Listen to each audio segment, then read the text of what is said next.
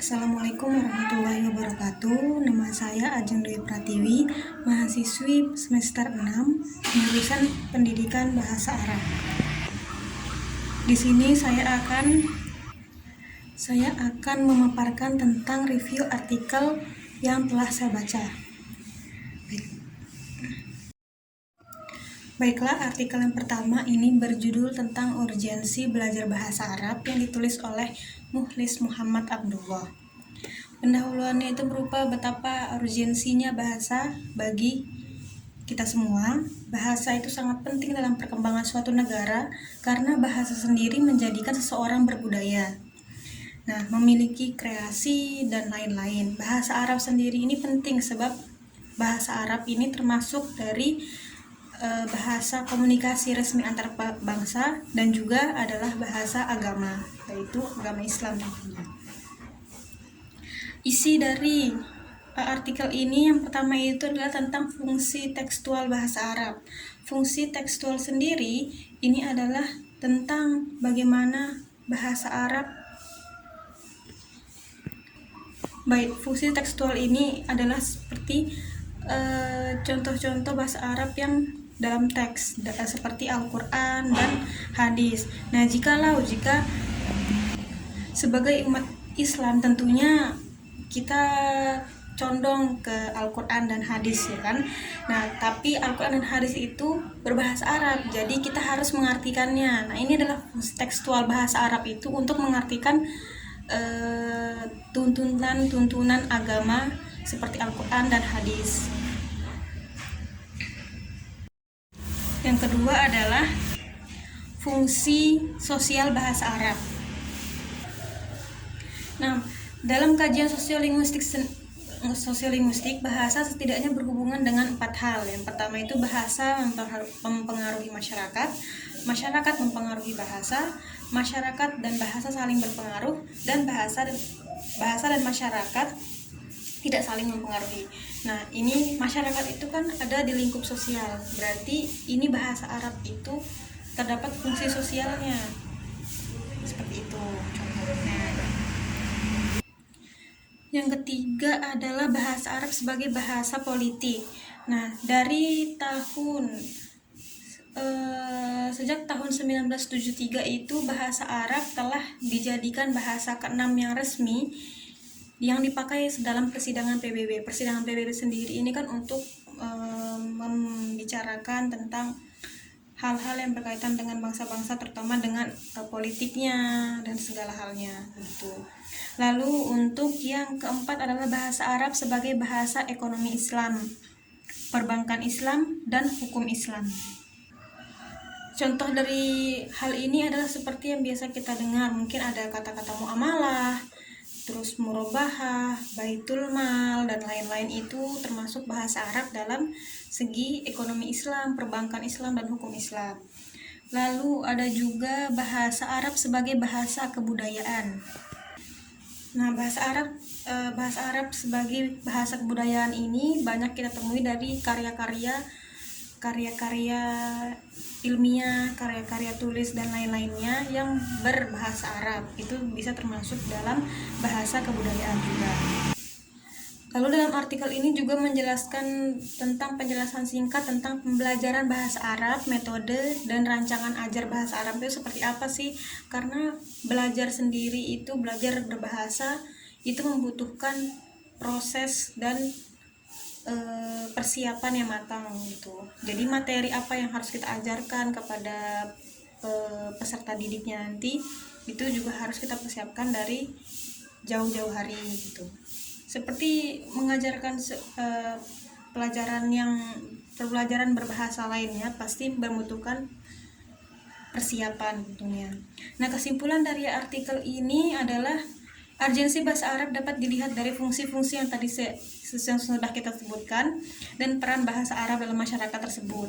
Nah, sebagai pembelajar, sebagai calon-calon guru dan ulama tentunya wajib memahami bahasa Arab karena apa? Karena tadi seperti yang fungsi tekstual bahasa Arab tadi, kita harus memahami bagaimana bahasa Arab itu agar kita bisa memahami isi dalam Quran dan hadis-hadis Nabi yang berisi tentang tuntunan-tuntunan agama Islam yang harus memang kita jalani gitu.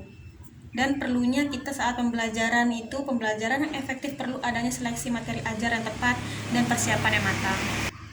Baiklah, kita lanjut ke review artikel yang kedua. Baiklah, sekarang review artikel yang kedua.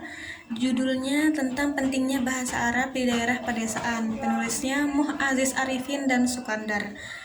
Baik, pendahuluannya itu dalam masyarakat pedesaan yang beragama Islam di wilayah Jawa khususnya, masyarakat seringkali mengintegrasikan masyarakat kebudayaan setempat dengan agama. Orang pedesaan biasanya mempelajari bahasa secara turun-temurun dengan metode pengenalan bahasa juga dengan metode klasik. Isinya itu tentang pedesaan yang diteliti adalah Desa Ngereco, Kecamatan Kandat, Kabupaten Kediri, di Jawa Timur. Tradisi desa sejak dini telah dikenalkan huruf hijaiyah. Jadi mungkin mereka menggelar pengajian-pengajian di beberapa tempat gitu, terus diajarkan huruf hijaiyah. Pertama itu mereka dikenalkan dengan huruf hijaiyah, alif bata, lalu dilanjutkan dengan Iqra dari Iqra 1 sampai Iqra 6. Lalu selain Iqra juga ada kitab lama yang masih digunakan di wilayah tersebut yang disebut dengan turutan. Setelah hatam Iqra barulah dilanjutkan dengan Al-Quran. Selain itu mereka juga diajarkan kitab yang mengenalkan bahasa Arab seperti kitab tajwid, rosun, dan tasrif. Nah, kesimpulannya di sini adalah bahasa Arab di pedesaan sangat penting, ditujukan dengan pengenalan bahasa Arab dan huruf hijaiyah sejak dini itu, dan menjadi kebudayaan Desa Ngereco untuk mempelajari bahasa Arab karena bahasa Arab adalah kunci dalam mengenal agama Islam dan memperdalam ajaran agamanya. Seperti itu. Baiklah, untuk artikel yang ketiga ini berjudul Urgensi Pembelajaran Bahasa Arab dalam Pendidikan Islam yang ditulis oleh Ambo Pera Aprizal. Pendahuluannya, bahasa adalah suatu kebutuhan dasar dan penting bagi manusia. Bahasa Arab adalah bahasa tertua dan paling lama digunakan. Nah, di dunia ini 20 negara itu menjadikan bahasa Arab sebagai bahasa resminya, dan alasan yang lainnya orang-orang itu mempelajari bahasa Arab karena bahasa Arab adalah bahasa kitab suci dan tuntunan agama Islam. Isi dari artikel ini sendiri itu ada tentang pentingnya bahasa Arab dan pembelajaran bahasa Arab. Kedua, pentingnya bahasa Arab. Dan ketiga, pembelajaran bahasa Arab. Keempat, urgensi pendidikan bahasa Arab dalam pendidikan Islam. Nah, kesimpulannya itu ada bahasa Arab secara istilah adalah alat komunikasi yang digunakan oleh orang yang tinggal di daerah gurun Sahara untuk menyampaikan informasi kepada sesamanya. Jadi bahasa Arab sendiri ini kalau misalnya dari segi katanya itu, Arab itu ternyata adalah yang berarti adalah gurun Sahara, tempat yang tandus gitu, panas. Nah, kalau bahasa ya udah bahasa alat komunikasi. Jadi bahasa Arab kalau digabungkan kan jadi itu adalah alat komunikasi yang digunakan oleh orang-orang yang tinggal di daerah gurun Sahara atau gurun-gurun tandus seperti di Jazirah Arab sana. Nah, begitu. Dan bahasa Arab ini adalah juga bahasa Semit dengan bukti-bukti tertentu, karena banyak peneliti yang mengatakan bahwa bahasa Arab ini lebih mendekati dengan bahasa Semit yang digunakan dulu daripada bahasa Semit yang lain, katanya seperti itu. Dengan ada yang pelafalan hurufnya, pelafalan huruf dari tenggorokan yang itu mahrojul huruf, seperti itu. Lalu bahasa Arab memiliki keistimewaan, salah satunya adalah bahasa kitab suci Al-Quran dan hadis-hadis Nabawi. Nah, kenapa itu sangat penting jadi dalam dunia Islam? Karena di dalam dunia Islam ini kan banyak kitab-kitab yang masih berbahasa Arab. Nah, bahasa Arab itu jika kita ingin pelajari sebagai orang Indonesia mungkin kita tidak paham, jadi harus diartikan, ya kan? Tapi itu pasti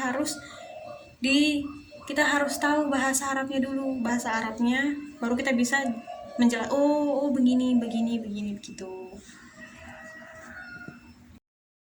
Oke, artikel yang keempat adalah tentang pentingnya penguasaan bahasa Arab bagi pendakwah. Penulisnya adalah Fatoni. Pendahuluannya, dalam perkembangannya Islam merupakan satu-satunya agama yang menjadikan bahasa sebagai alat pemelihara keutuhan dan kemurnian ajarannya. Yang dimaksud itu adalah bahasa Arab yang ada di dalam Quran, ya kan? Karena bahasa di dalam Quran sendiri itu seperti merupakan pemelihara keutuhan kemurnian ajaran. Di dalam agama itu adalah dalam Al-Quran itu kan ajaran-ajaran Islam, dan di situ semuanya berbahasa Arab, dan itu terjaga kemurniannya dari dulu sampai sekarang. Bahasa itu adalah bahasa Arab. Minat dalam penguasaan bahasa sangat besar, tidak hanya pada negara-negara mayoritas Islam, tapi juga di belahan negara Amerika.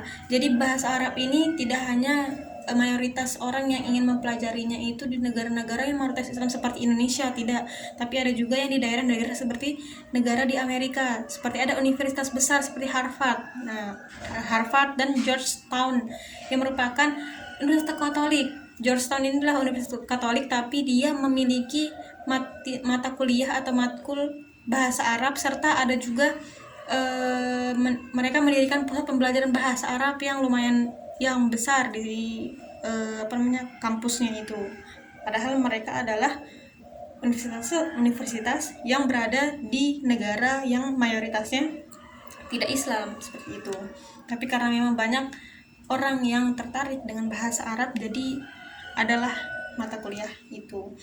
Lalu isinya itu ada fungsi bahasa Arab. Fungsi bahasa Arab mungkin kita bisa lihat dari artikel yang pertama. Perkembangan bahasa Arab itu seperti apa, pentingnya mempelajari bahasa Arab dan dakwah. Bahasa Arab dan dakwah sendiri ini, dakwah itu kan menyebarkan ajaran-ajaran agama. Sedangkan ajaran-ajaran agama kan sudah saya bilang tadi, itu banyak yang masih menggunakan bahasa Arab. Maka dari itu orang-orang yang menyebarkan ajaran-ajaran atau menyebarkan dakwahnya kepada orang-orang itu harus mengerti dan paham tentang ajaran Islam.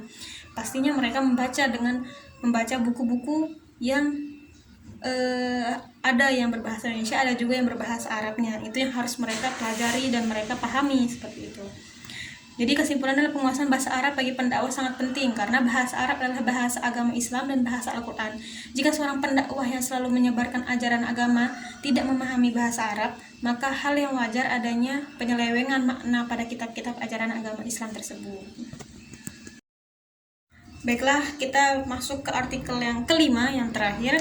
Judulnya adalah Bahasa Arab dan Urgensinya dalam Memahami Al-Quran. Ini sangat penting ya. Penulisnya adalah Intan Sari Dewi. Pendahuluannya, sebelum Al-Quran turun, bangsa Arab telah berbahasa Arab dengan fasih dan benar tanpa adanya kesalahan dalam penyebutan katanya.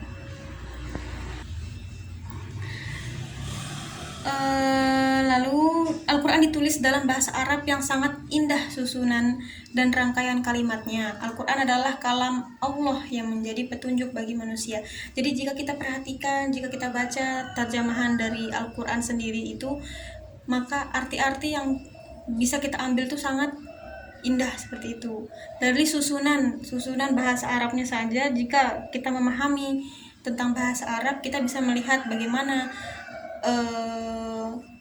mubalaghahnya, bagaimana indahnya kata-kata itu, setiap kata-katanya, setiap paragrafnya itu. Jadi bahasa Arab Al-Quran itu ditulis dalam bahasa Arab itu karena bahasa Arab ini bisa dibilang adalah bahasa yang sangat indah susunan dan rangkaian katanya. Nah, di isinya itu tentang ilmu tafsir dan bahasa Arab dalam memahami Al-Quran dan tafsirannya. Nah, kesimpulannya, bahasa Arab memiliki peran penting untuk memahami Al-Quran dan menafsirkannya. Mempelajari bahasa Arab merupakan keharusan, karena tidak mungkin memahami Al-Quran kecuali dengan memahami bahasa Arab.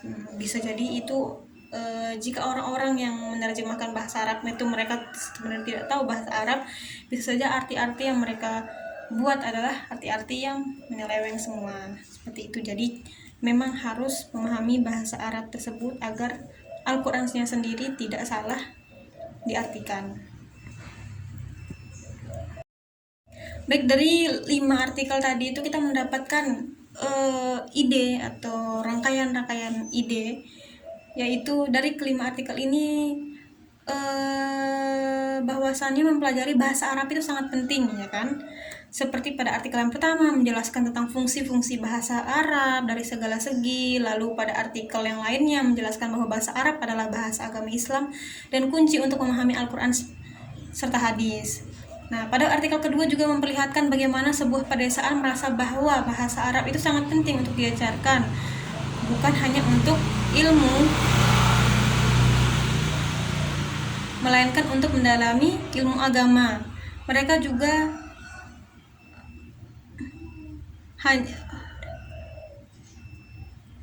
kurangnya seseorang yang ahli dalam bahasa Arab akan menimbulkan masalah yang serius di kalangan masyarakat muslim, karena bisa terjadinya penyelewengan makna dalam penerjemahan kitab ilmu agama serta hukum-hukum Islam yang bahasa pengantarnya adalah bahasa Arab.